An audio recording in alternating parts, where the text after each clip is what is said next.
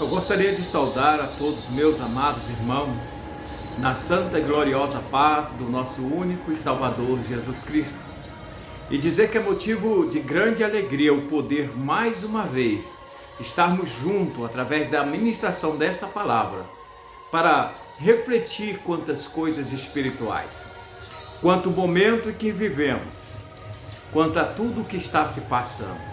E eu tenho certeza que Deus irá abençoar profundamente a sua vida. Mas antes de começarmos a ministração da palavra do Senhor, eu gostaria de pedir para você que se inscrevesse no nosso canal. Tem um botãozinho vermelho aí embaixo, você clica nele e você estará se inscrevendo. Assim que você clicar, aparecerá também um sininho, o sininho das notificações. Você clica nele e todas as vezes em que nós estivermos gravando uma ministração, você estará recebendo a notificação para que você possa assistir. Você estará sendo avisado de que mais uma mensagem foi postada. E também não esqueça de deixar o seu comentário logo abaixo na descrição. E também dar o seu joinha, deixar o seu like, que é de suma importância para nós. Saber a sua opinião acerca do que estamos ministrando. Irmãos, a palavra do Senhor para o dia de hoje se fosse nos dias de Jesus com seus discípulos, hoje seria o então chamado dia do silêncio de Deus, porque seria como hoje para nós é o sábado de aleluia, no passado era o dia de roubar galinha, ontem seria a morte de Jesus, a paixão de Cristo, hoje o sábado de aleluia e amanhã o domingo de Páscoa. Isso são as tradições nordestinas, eu sou filho de nordestino. Hoje não se observa mais esses costumes passados. Não bate mais no Judas, fazer aquele boneco e pendurava no poste, depois dava um monte de chicotadas e no meio da noite queimava o boneco e assim se vingava do Judas, que foi o traidor de Jesus. Mas bem sabemos que biblicamente as coisas não funcionam assim. Como eu vinha dizendo, hoje então seria o dia do silêncio de Deus, porque seria o segundo dia da morte de Jesus. Ele estaria num sepulcro, os seus discípulos estariam isolados num canto, com medo e desesperados, porque eles haviam perdido a sua referência. Os seus 3 anos de alegria estavam agora numa sepultura. E o impacto tinha sido tão terrível na alma deles, que eles mal conseguiam, ou de forma alguma conseguiam acreditar que ele ressuscitaria. Eles estavam confinados num lugar, numa casa, neste segundo dia. Mas eu quero falar com você o que acontece já no terceiro dia. No segundo dia, o silêncio de Deus. Eles estão em desespero, eles estão em angústia, eles estão com medo, se trancaram numa casa por causa do exército romano, que sem dúvida nenhuma, logo viriam atrás deles. Já haviam matado o líder, agora matariam os seus discípulos. E eles temiam por isso.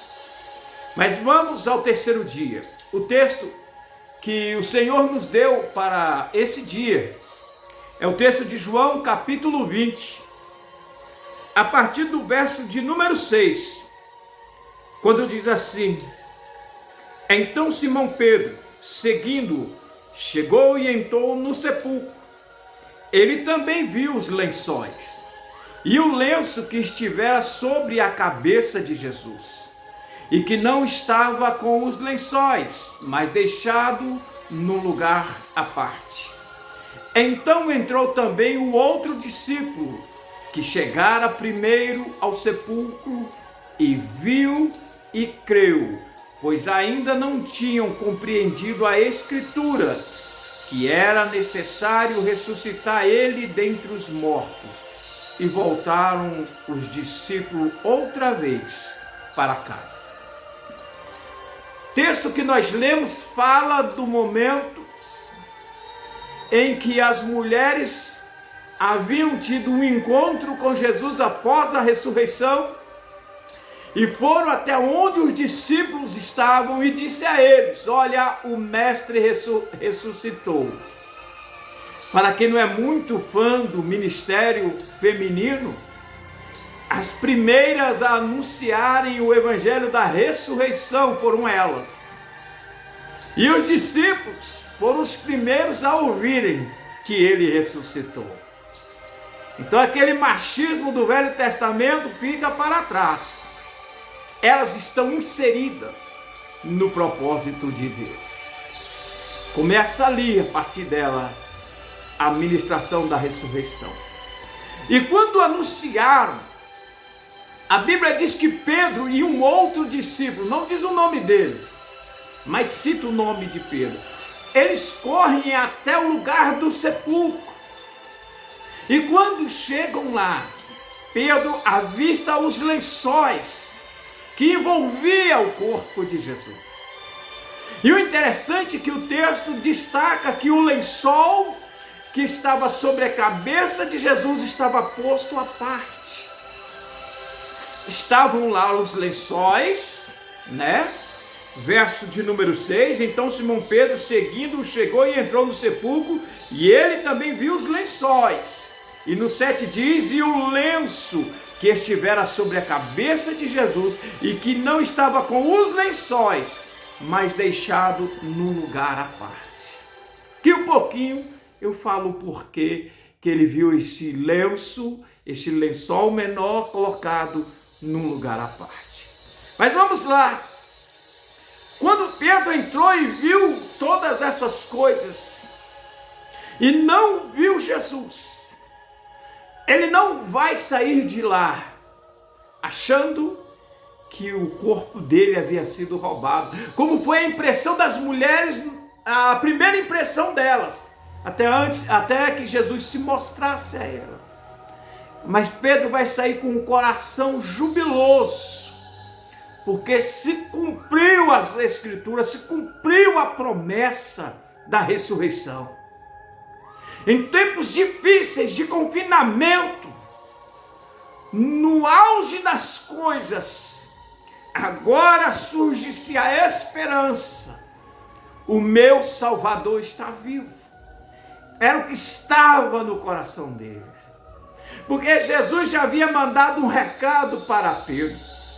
Vai, diga a Pedro e aos outros que eu os encontrarei. Irmãos, que coisa maravilhosa. Antes deste momento, qual que era a mensagem? Era a mensagem de morte, era a mensagem de medo, era a mensagem da covardia. A mente deles sofria um turbilhão de pensamentos negativos.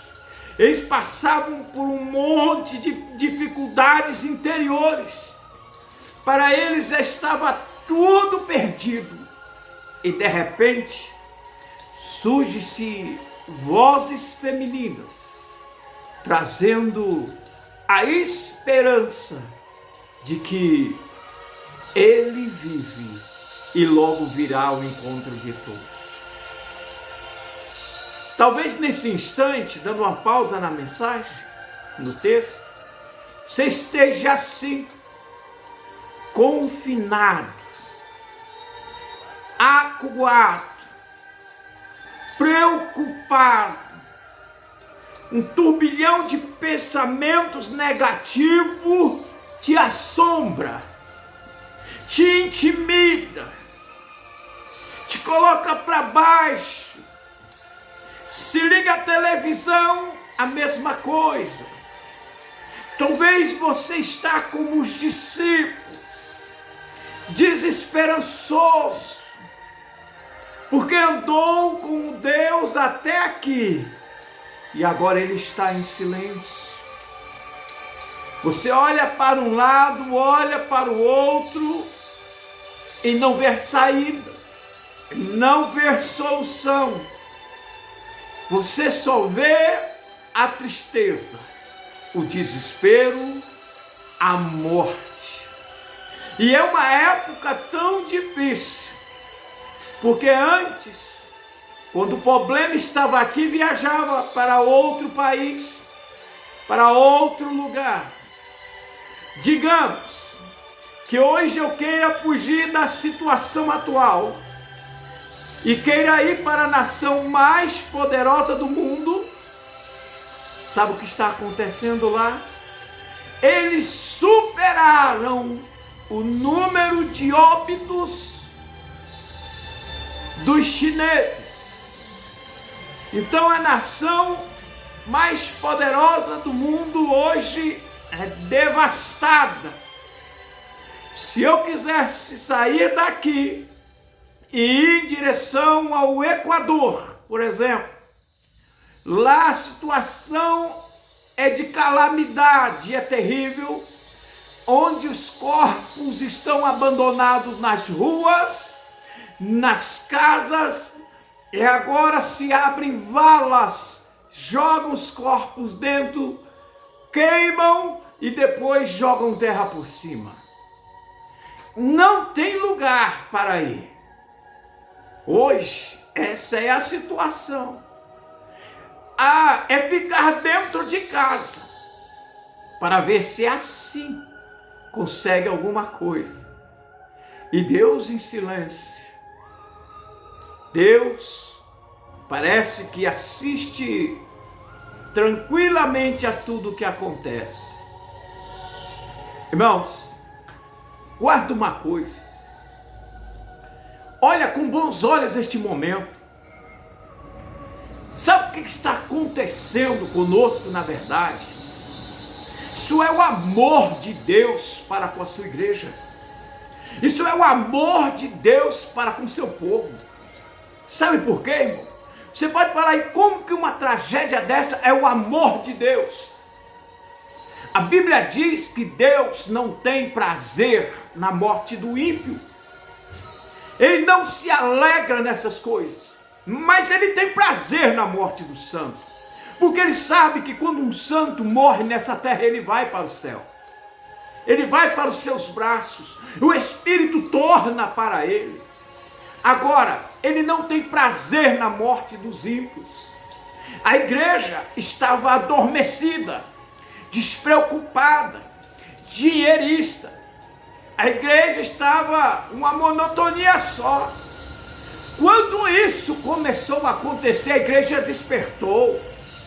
Por isso que eu digo que é o amor de Deus, porque tem muita gente que estava aí desocupada, sem fazer nada, agora elas param para ver Deus, para ver a seriedade do Evangelho, a seriedade da vinda do Senhor. Por isso que a Bíblia diz que nós devemos amar a sua vinda, ou a sua volta, como queiram dizer. O coronavírus, a ameaça, despertou a igreja. Na semana passada estávamos orando e jejuando por nossa nação e pelo nosso presidente, para que Deus traga um despertamento, uma proteção. A igreja despertou. Olhe com os olhos bons as coisas. Hoje, por causa deste mal, nós somos mais espirituais, nós somos mais atenciosos com as coisas divinas, nós estamos mais preocupados com o próximo, nós estamos mais preocupados com o mundo. E vemos que não é brincadeira, que não só é blá blá blá, Cristo voltará. As pragas apocalípticas acontecerão. Então Deus, no seu infinito amor e na sua boa vontade e misericórdia, Ele permitiu que isso alcançasse a igreja antes do arrebatamento, porque isso trouxe despertamento espiritual para o povo de Deus, inclusive para mim, e espero que para você também. Somos mais espirituais hoje, somos mais sérios. Se isso você não precisa temer.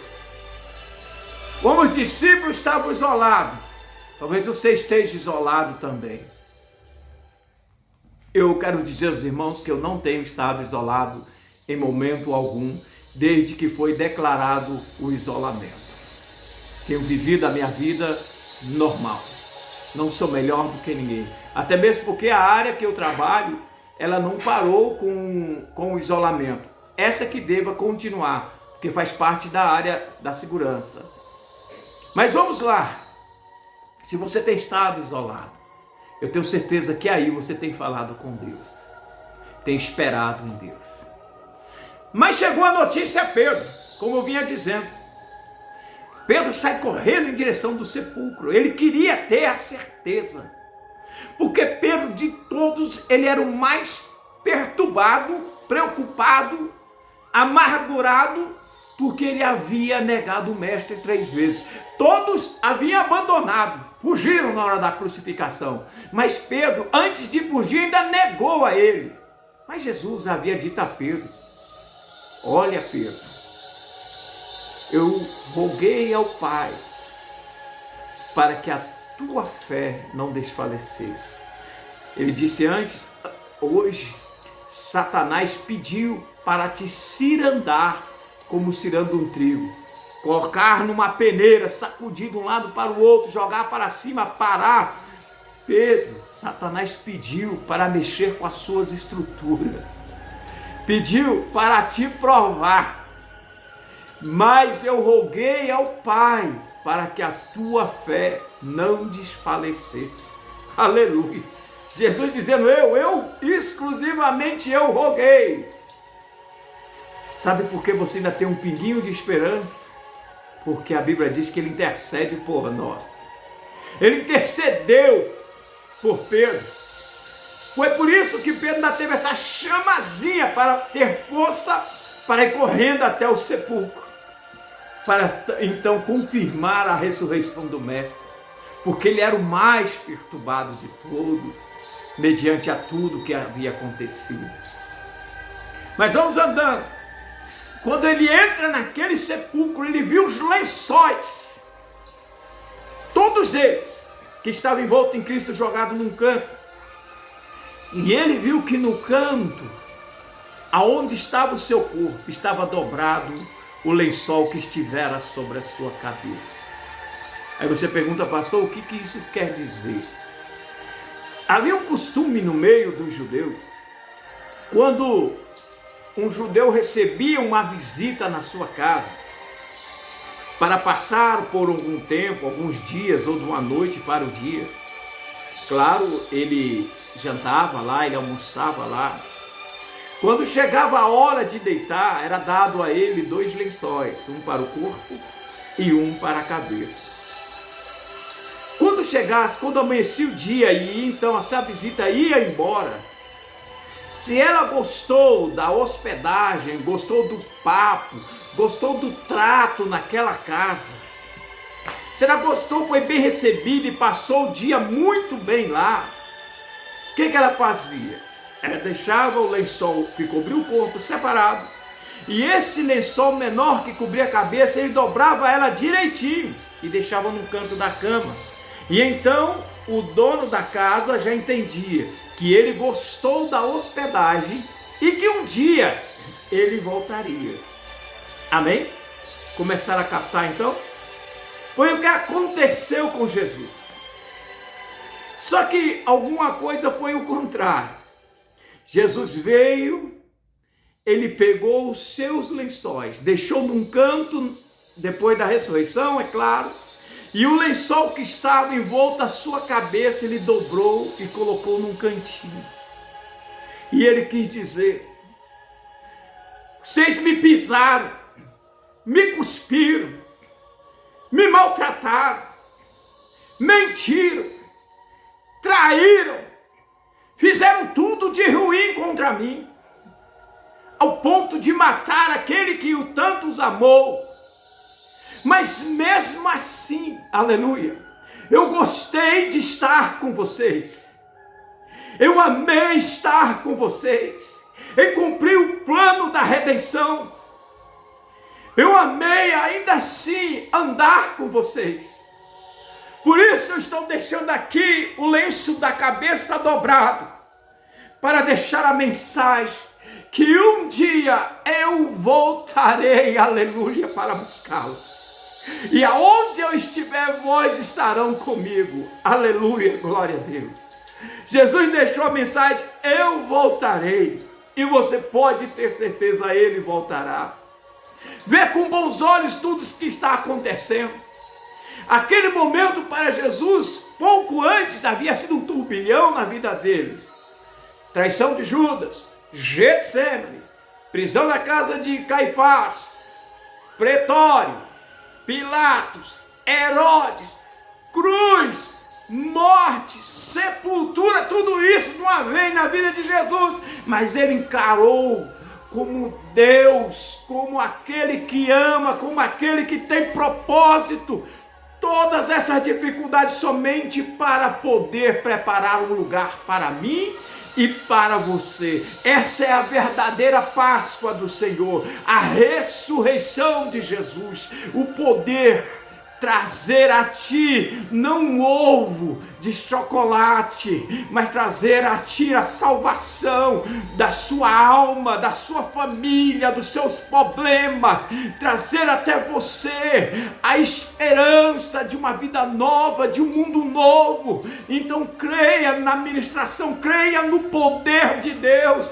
o poder do Espírito Santo. Depois de sair, a Bíblia diz que ele vai reunir os seus discípulos e vai soprar sobre eles e dizer assim: recebei o Espírito Santo. Depois de Adão, ninguém nunca mais teve o Espírito Santo dentro dele, nem Davi, por maior que ele fosse, nem Moisés, nem Elias, ninguém. A unção estava sobre, o Espírito veio sobre. Quando Davi pecou, ele orou: não retira de sobre mim, não de dentro de mim, porque eles não tinham dentro dele. Deus não podia habitar dentro do homem por causa do seu pecado, mas após a ressurreição, ele reúne os seus discípulos e sopra nas narinas dele. É como se Deus pegasse o barro novamente, colocasse na palma da sua mão e soprasse o ruach, o pneuma, que quer dizer fôlego, soprasse o Espírito para dentro do homem e ele voltasse a reviver novamente, aleluia.